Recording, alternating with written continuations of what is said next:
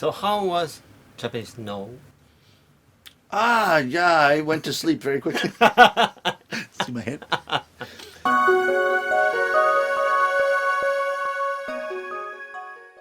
こんにちは。イングリッシュドクターの西澤ロイです。今回もね、前回に引き続きまして、落語家の桂サンシャインさんをお迎えして、で今回はね、英語でインタビューさせていただきたいと思います。Nice to meet you. よろしくお願いします。よろしくお願いします。It's hard to, say this in English, Yes, right? yes. Very good. I would like to thank you now in advance for your future kindness to me. 長いわ。That's how you explain it. Yes. So first, would you introduce yourself Yes. in English, please? I am traditional Japanese Rakugo comic storyteller. My name is Katsura Sunshine. Very nice to meet you. Oh, that's it. Yes. Okay. So what brought you to Japan in 1999? I was writing plays, musicals, but my main area of writing and study was traditional Greek theater, 2,500 years ago, and especially comedy. Comedy, not tragedy. I read the tragedies, but I produced the comedies, translate them to English, and then producing them as musicals and that kind of thing. I was doing that. But while I was researching, I read an article by a scholar who wrote that there were a lot of similarities between ancient Greek theater and Japanese no and kabuki. And at the time, it's 22 years ago, there was no Google. Right. So maybe today I just Googled Japan, no, kabuki, finished. And you get never come to Japan. You get a lot of YouTube. Lots of information, videos, right? Yeah. But at the time, I thought, I had some time, I thought, I have to go. I want to see some kabuki. I want to see no. Maybe I'll get some ideas for my own theater or something. I don't know, just to be inspired. So I came to Japan, but I was only going to stay for maybe a few months, maybe 6 months. But on day 3 of being in Japan, I thought, I'm never going home. Wow. I'm never going back to Canada. Japan was just too interesting. I loved it. I loved everything about it. I loved the Japanese people were so nice and interesting, and I loved the food. And then everybody's doing some kind of culture, right? Like some people do shodo, the calligraphy. Some people do ikebana, it's a famous flower arrangement. Some people do kimono. Personally, I do Japanese archery. Archery, there you go. What's that? Kyudo? Kyudo. Yeah. Every Japanese person I met was doing something traditional as a hobby. And some people more serious than a hobby. Maybe some people it was their job, but everybody had something. But the interesting thing was that they weren't saying, oh, I have to do this to preserve Japanese culture. Nobody said that. Everybody does it because they loved it, because it was fun, interesting, and they can meet other people with the same interests. So traditional culture lives and survives very naturally in Japan, more than anywhere else I had experienced in my life. So I really fell in love with Japan because of that traditional culture. So how was Japanese no? Yeah, I went to sleep very quickly. See my head? No, it's beautiful. It's beautiful. It's amazing. I was very surprised because, it's a 4 hour long or 4.5 hours long, sometimes very long. Yeah. I looked at a script one time, a no script. It was only 4 pages. It takes them a long time to say these words. Yeah. Kabuki I fell in love with immediately. It was amazing. Just the costumes and the stories and the action and the way of acting too, and everything. It's just and then the dance, of course, and music. It was amazing. I loved Kabuki. So were you able to find the similarities? Yeah, I think so. You know what? This is 22 years ago. So, and I've had a lot of sake and what do you call it? Highball. So that part of my brain is maybe missing a little bit, but yeah. I mean, there's some very obvious similarities. They use the same instruments: shamisen, taiko, and fue. And in Greek, they used a drum, a flute, and some kind of string instrument. So that's a similarity. The similarities in the use of masks, and there were similarities in the way that in the different levels of speaking. So a lot of interesting. There were a lot of interesting similarities. But by then, I just forgot about Greece. I fell in love with Japan, so, and never looked back. So when did you encounter Rakugo? Rakugo I first saw in a yakitori restaurant in Yokohama, and I had been here already for I think 5 years. I've been living here for 5 years, so I could speak some Japanese. I could understand Japanese. So I think Rakugo would be a difficult thing to watch if you don't know Japanese, because kabuki has the big costumes and dancing, and you don't really have to know the story to still see something amazing and appreciate kabuki, right?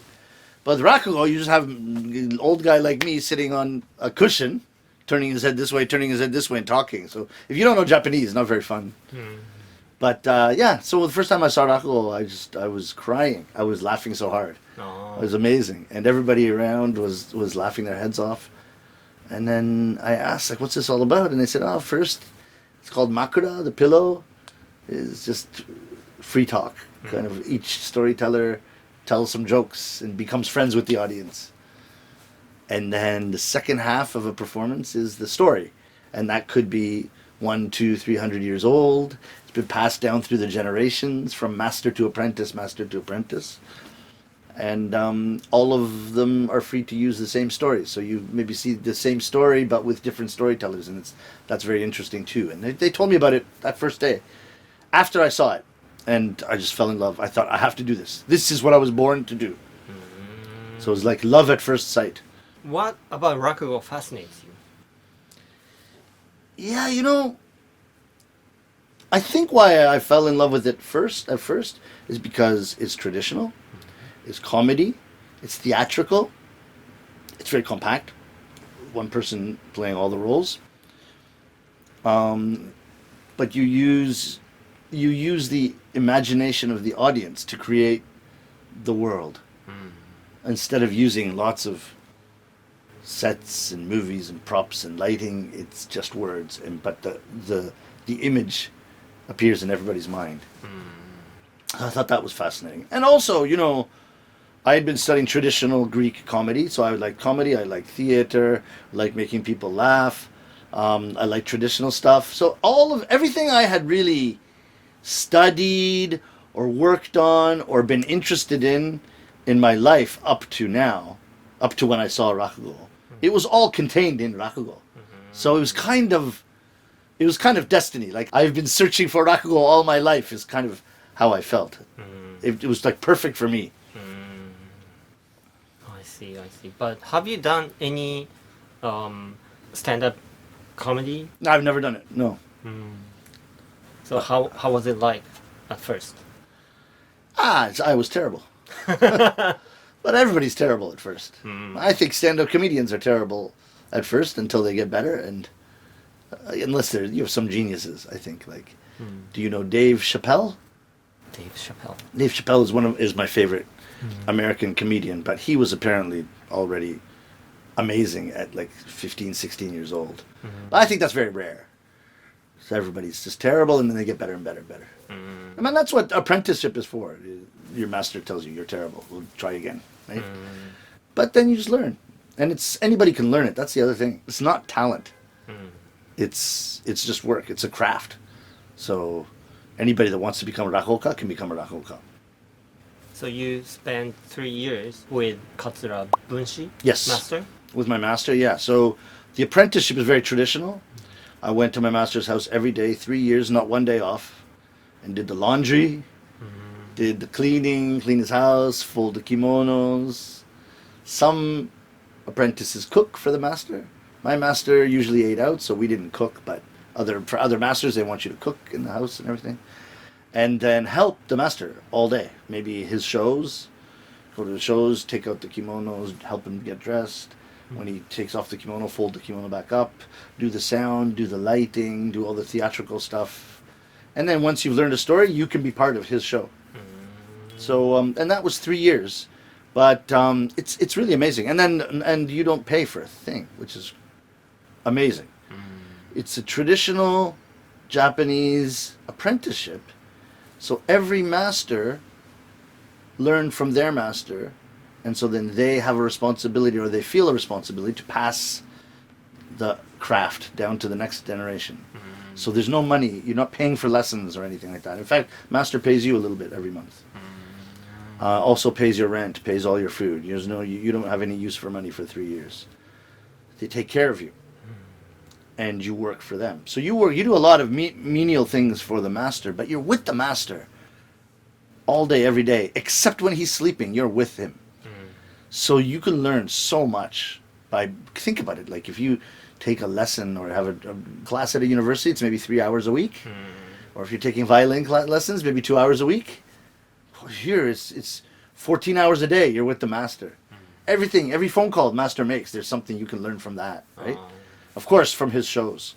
See how he talks to other storytellers. See how he talks to his fans. Other people in show business, that kind of TV directors. My master's on TV a lot, so I went to a lot of TV stations. So it's fascinating 3 years. And then once you're finished that, you're free, you go and you start doing your own shows. What part of Japanese culture did you find hard to understand? 空気を読む. Yeah, Read the wind. I couldn't do that either. Yeah. Really? Right. Were you born in Japan? Mm-hmm. Yeah. Okay, so I know. But some people say that I'm from outer space. So. Maybe that's right. Yeah, it's hard. So it's a Japanese way of communication where you have to notice things that are not said explicitly. And that was quite difficult at first. Because, in the United States and Canada, I'm from Canada, but same as the United States or maybe Europe, they're waiting for you. You're waiting for the person to say what they mean, and then you can understand it and you react in that way. But in Japan, could be saying one thing, but actually means another thing, or might not be saying what they really mean at all. But you just have to kind of notice. You're not just learning a language, you're learning a culture. I think that's with any culture anyway. So, but yeah, I found that challenging sometimes. Because finally I would realize how a person felt or something like that. Like, why didn't they just tell me? And my Japanese friend would say, it was pretty obvious. I was like, really? I feel very stupid. Interesting. Anything else? Yeah, also, language, keigo, sonkeigo, kenjogo. That was challenging. I'm still not very good at it, I don't think, but I can fake it now. Fake it. Yeah. Especially speaking is okay. Writing, if I try to write keigo, my Japanese friends say, okay, you have to put one more thing here, one more thing here. I'm always missing. When you're speaking, you can get away with being like, you can just go like tamego keigo, and it sounds like you're being very polite, right? Right. Don't show this to my shisho because he used to be very strict. He'd say, 最後にございますつけるのは敬語ちゃうで。もうちょっと頑張りなさい。So now you're performing in London. Yep, and London and New York. How does that feel? It's great. I was always dreaming of going to Broadway. I wasn't counting on being a performer before because I was a writer and producer. So I was on the backstage. What would you say? I was in the wings. But now that I'm performing, it's wonderful to be on stage on Broadway. And in London, they call it the West End. That's the same as Broadway. It's about 40 theaters concentrated into one area.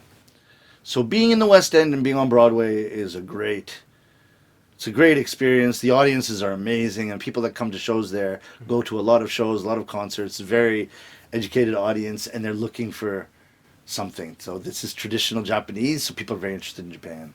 But it's also something they've never seen before, so it's also new. They're very old, but it's new at the same time. Do you know what I mean? Because they haven't seen it before, that's new. Oh, Rakugo, this is new. I've never seen it. They're saying it's new, yes, but it's actually very old, right? So I find the audience is very, very, they're good listeners. They laugh a lot. They're interested after when I'm seeing them after the shows, ask me a lot of questions. A lot of repeaters come. So what I was doing on Broadway was a different 2 stories per show. In Japanese, you'd say niseki. So one story is maybe 40 minutes, so 2 stories, 80-minute show. And I do different stories every month, maybe some kind of theme. So when I started in September, I just did traditional Rakugo. And then in November, I did Shinigami, which is kind of a ghost story.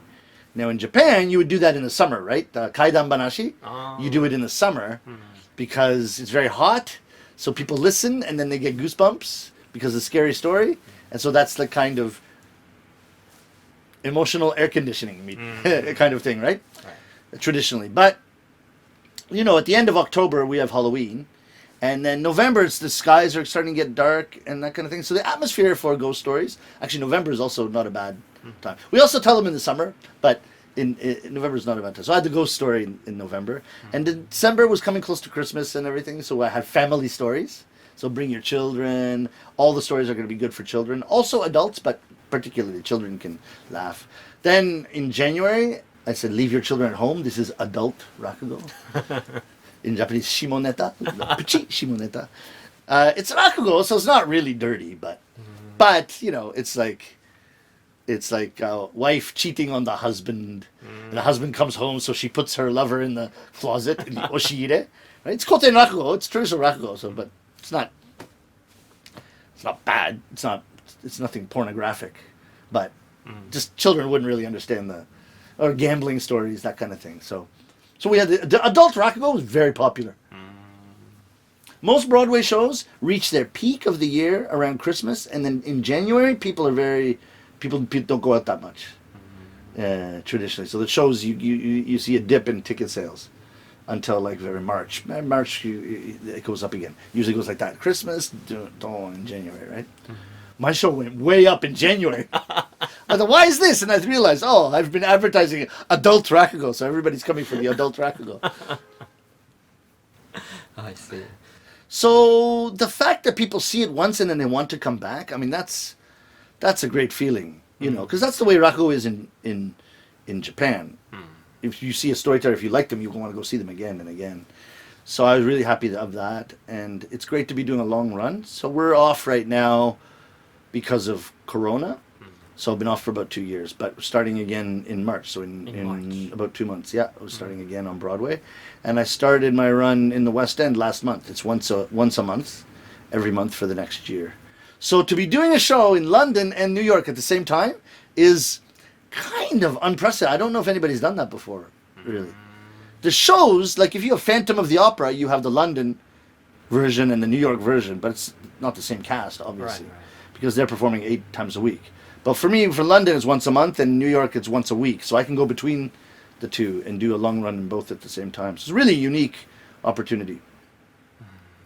So you will be based in New York? I'm based in New York, starting in March, yes. Did you get any stage fright at first? When I started Rakugo? Or in New York, Broadway? No. By the time I got to Broadway, I've been doing it so long. You get used to it. I would feel more afraid if you put me in a university class and asked me to teach English right now. Because I haven't been doing that for the last 15 years. That would make me more nervous than doing it Rakugo. I don't get nervous. Even when the audience is not laughing. In Japanese, you say dosuberi. when you're bombing, which thankfully doesn't happen so much these days. But sometimes, in Broadway, sometimes you get quiet audiences. But I also know that just because an audience is quiet doesn't mean they're not enjoying themselves. And also, a lot of the Rakugo stories are not like a laugh a minute. It's just people get into the story, and there might be only a couple of laughs and that kind of thing. So no, it doesn't make me nervous at all. I see. No stage fright. At this point, I don't know. Now that I said that to you, my next show, I'm gonna be like, and I'm not sure, but London and New York, I haven't. I was out of breath once, but that's because what happened was, I did a show in New Orleans. But I had taken the mic, and it's a special mic. used for Rakugo called a Sanpachi, a Sony. And I forgot it in my apartment when I came to the theater. I had borrowed the mic from it's my mic, but I borrowed it from the Broadway production to go to do a tour show, and I forgot to bring it. And like I can't do the show without them. I mean, I'd have to shout really loud. It would have been kind of crazy. So I thought, okay, well, I have just enough time to get home and back. So I ran in the taxi, went home, grabbed the mic, came back, and immediately just changed into my kimono. And by the time I got on stage, and it was only about 5 minutes late. So I actually started almost normal time, a little bit late. But when I got on, I was like, ladies and gentlemen, thank you for coming today. People were like, what's wrong with this guy? So I felt the audience thinking this is something strange. But after about 10 minutes, it went back to normal. But some of my Japanese friends, my investors, were there. And we went drinking after. And they said, Sunshine, was there something wrong with you at the beginning? I said, yeah, this is what happened. And they were laughing. Hey, yeah, you didn't look right. Tell me a little about your denim Kimono, yeah. So this is my own denim kimono fashion brand. I started it last year. And the denim is from Okayama. Okayama Prefecture is very, very famous for denim makers. There's a lot of famous denim makers there. One of them is a denim jeans brand called Momotaro. But also the Momotaro, the parent company of Momotaro is called Japan Blue, and they sell material, basically cotton, denim and cotton materials. And they sell them to even a lot of high brands in Europe and that kind of thing. So I'm using their denim to make made in Japan, original Japanese denim kimonos. And original aspect of Katsura Sunshine denim kimono is that you could take the sleeve off with a zipper. And so I could put this sleeve on this side and this sleeve on this side, or I can have different design sleeves. I can have like a auspicious symbol like Tsuru Tokame, Koi no Take Nobori, that kind of thing. Take? Taki Nobori. Taki Nobori. Take is the rainbow. Taki is the waterfall. Yeah. So I wanted to have one kimono, but I could change it into different fashions. That's the Katsura Sunshine kimono. So this free sode thing. Yeah. This is this is not furisode as much. This is shorter, but this is longer than usual. The usual men's sode would maybe go to about here. So I made it a bit long because I like things kind of ogesa. I like things big. But I also made furisode for men. I think in the Edo period there were like kabuki mono were kind of bad guys. Who dressed in really crazy ways, but one of the things they did was have like very gaudy furisode, an imitation of women's furisode.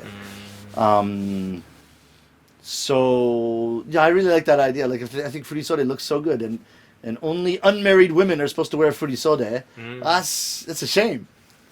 Sometimes you see an enka singer who's quite even older. I don't think she's still an unmarried girl, but she's wearing furisode, and it looks amazing. So I really like that look. So even like a lot of my male friends, even Japanese guys, they choose the furisode because it's really nobody really gets a chance to wear furisode in their life. You know, I googled it and I couldn't find the brand. What's the name of the brand? Katsura Sunshine Denim.